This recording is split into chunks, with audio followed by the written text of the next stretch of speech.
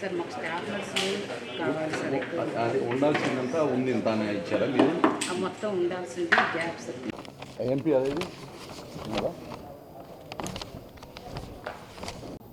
Press జరుగుతుంది, మళ్ళీ disturbance అవుతుంది.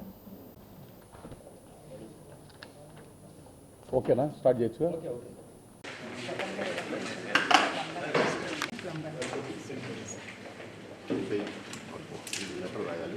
సార్ ఇవి కూడా టోటల్ నెంబర్ ఆఫ్ రైట్స్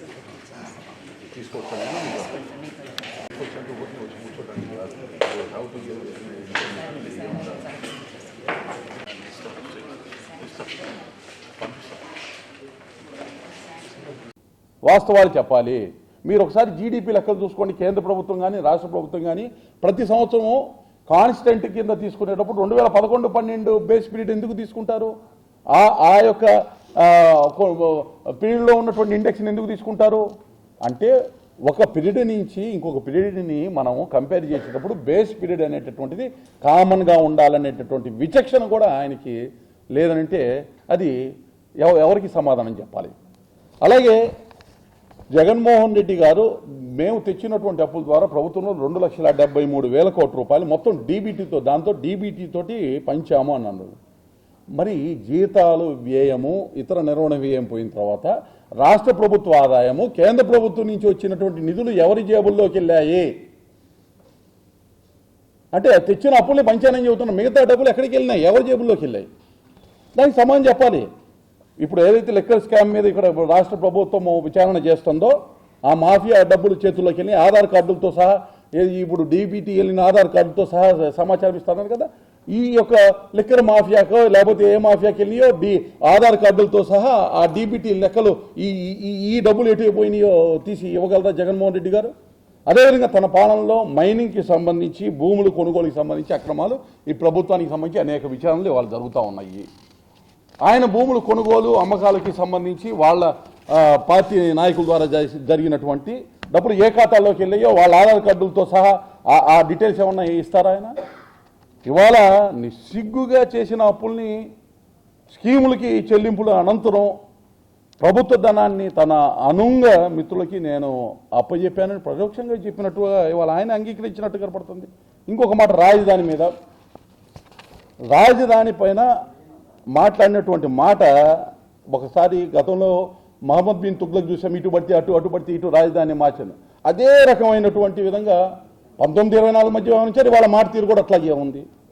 రాజధాని అనే పదం రాజ్యాంగంలోనే లేదు అని ఎంతోమంది పుణ్య మేధావులు నడయాడినటువంటి ఈ గడప పరుగు తీసేటటువంటి విధంగా ఆయన మాట్లాడారు.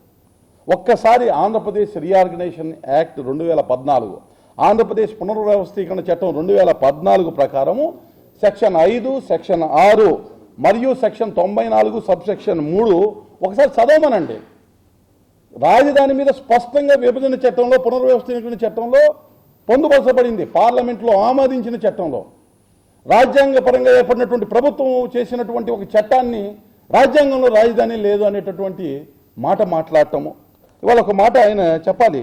ఆ రోజు పార్లమెంటులో ఈ యొక్క ఏపీ రీఆర్గనైజేషన్ యాక్ట్ ఏదైతే అప్రూవ్ అయ్యిందో, ఆమోదింపబడిందో, అందులో ఉన్న సెక్షన్ 5, సెక్షన్ 6, సెక్షన్ 94 సబ్సెక్షన్ 3 అవన్నీ ఆమోదపడేటప్పుడు పార్లమెంటు సభ్యుడిగా ఈయన ఉన్నాడు లోక్సభలో. రాజధాని అనేటటువంటి పదం రాజ్యాంగంలో లేదని మాట్లాడేటటువంటి ప్రయత్నం చేస్తున్నారంటే ఎంత అవగాహన ఉన్నటువంటి వ్యక్తిని మనల్ని పరిపాలించాడు 2019-24 మధ్య. మరొక మాట, ముఖ్యమంత్రి ఎక్కడుంటే అక్కడే రాజధాని. మరి జగన్మోహన్ రెడ్డి గారు లండన్కి వెళ్తారు, జెరూసలంకి వెళ్తారు. వెళ్ళినప్పుడు ఆంధ్రప్రదేశ్ రాజధాని లండను జగన్ అని లండను లేకపోతే జెరూసలం అని చెప్పే ప్రయత్నం చేస్తారా? ఆ దేశాలు ఏ విధంగా వ్యవహరిస్తే మీరు కనుక ఈ విధమైనటువంటి వ్యాఖ్యలు చేస్తే, ఈ మినిమము రాజ్యాంగం ఏ అంశమైనా ఆయనకి ఒక అంశాన్ని దృష్టిలో పెట్టుకోవాలి. న్యాయ నిపుణుల దగ్గరికైనా వెళ్ళి మాట్లాడి అర్థం చేసుకోవాలి. భారత రాజ్యాంగంలో కేంద్రానికి సంబంధించినటువంటి అంశాలు, రాష్ట్రానికి సంబంధించిన అంశాలు, ఉమ్మడి జాబితా అంశాలు 3 ఉంటాయి. ఈ 3 ఏదైనా అంశం లేకపోతే ఆ అంశం పార్లమెంటు పరిధిలోకి వస్తుంది. అలాగే రాజధాని అనేటటువంటి అంశము పార్లమెంటుతో ఏపీ పునర్వ్యవస్థీకరణ చట్టం ద్వారా ఇందాక చెప్పిన section 5, section 6, section 94 sub section ఏదైతే 3 ఉందో వాటిల్లో మెన్షన్ చేయటం జరిగింది. రాజ్యాంగం ఇచ్చినటువంటి హక్కు ఏ లిస్టులో లేనటువంటిది పార్లమెంటు పరిధిలోకి వెళ్ళి అక్కడి నుంచి చట్టమై రావాలది జరిగింది. ఈ మాత్రం అవగాహన లేనటువంటి వారు కడప పరువు తీసేటటువంటి పరిస్థితి. ఇవాళ ప్రజలు అవకాశం ఇస్తే పాలన చేత కాక అరాచకాలు చేసి 11 స్థానాలకి పడిపోయిన జగన్మోహన్ రెడ్డి గారు, 11 స్థానాలకి పరిమితమైనటువంటి జగన్మోహన్ రెడ్డి గారు ఇంకా అరాచక ఆలోచనలు తోటి ఇట్లా వ్యక్తపరుస్తూ ప్రజల్ని భయభ్రాంతులకు గురి చేస్తున్నారంటే ప్రజలు ఇటువంటి దుష్ట ఆలోచనలను ఉండేటటువంటి వారికి పదే అవకాశం. ప్రభుత్వానికి సంబంధించి మీరు విమర్శలు చేసేటప్పుడు సమాధానం చెప్పాల్సిన బాధ్యత ప్రభుత్వం నుంచి మాకు కూడా ఉంటుంది. కాబట్టి ఈ యొక్క విషయాన్ని ఆయన సొంత జిల్లా అయినటువంటి కడప నుంచే నేను తెలియజేయటం జరిగింది. ఇటువంటి అసత్య ప్రచారాలు చేస్తూ, తప్పుడు ప్రచారాలు చేస్తూ, విష ప్రచారాలు చేస్తూ, విష బీజాలు ప్రజల్లో నాటొద్దు జగన్మోహన్ రెడ్డి గారని తెలియజేస్తూ అందరికీ